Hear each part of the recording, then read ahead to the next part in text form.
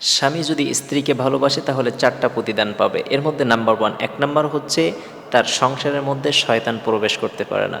স্বামী যদি স্ত্রীকে ভালোবাসে আর যদি শয়তান যদি প্রবেশ না করতে পারে, স্বামী স্ত্রীর মধ্যে যদি ঝগড়া না হয়, তাহলে শয়তান প্রবেশ করে তো কোনো লাভ নাই। শয়তান সবসময় চায় স্বামী স্ত্রীর মধ্যে ঝগড়া লেগে থাকুক, আর যখন ঝগড়া শুরু হয়ে যাবে তখন বিচ্ছেদ পর্যন্ত হয়ে যাবে, তালাক পর্যন্ত চলে যাবে। এজন্য করে স্বামী যদি ভালোবাসে স্ত্রীকে, তাহলে ওই ফ্যামিলির মধ্যে ঝগড়া হবে না। স্ত্রীকেও স্বামীকে ভালোবাসতে হবে, তাহলে ওই সমাজের মধ্যে ওই সংসারের মধ্যে ঝগড়াঝাটি শুরু হবে না। দ্বিতীয় নম্বরে হলো বিশ্বনবী বললেন, ওই পরিবারের মধ্যে রহমত নাজিল করবে একজন, তিনি কে?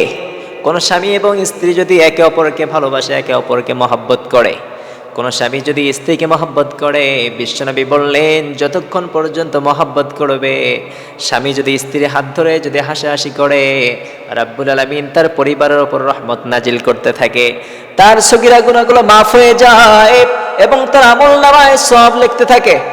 একজন সাহাবী এসে বিশ্বনবীর কাছে বললেন, ও নবী, আমি আমার স্ত্রীর সাথে যদি গল্প করি সওয়াব হবে নাকি?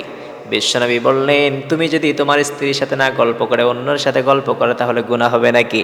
ওই সাহাবী বললেন, অবশ্যই ইয়া রাসূলুল্লাহ, গুনাহ হবে।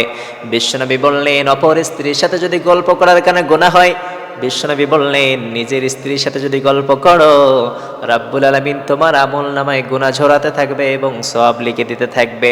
তৃতীয় নাম্বার, আয় রোজগারের বরকত বেড়ে যায়, আয় রোজগারের মধ্যে বারাকা দান করবে একজন, তিনি কে?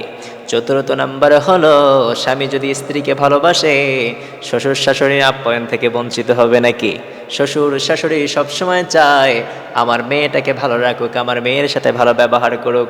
আর যেই স্বামী তার স্ত্রীর সাথে ভালো ব্যবহার করবে, ওই স্ত্রীর পিতামাতা স্বামীকে অবশ্যই, জামাইকে অবশ্যই, ওই স্ত্রীর পিতামাতা অবশ্যই জামাইকে আপ্যায়ন করবে, ভালোবাসবে।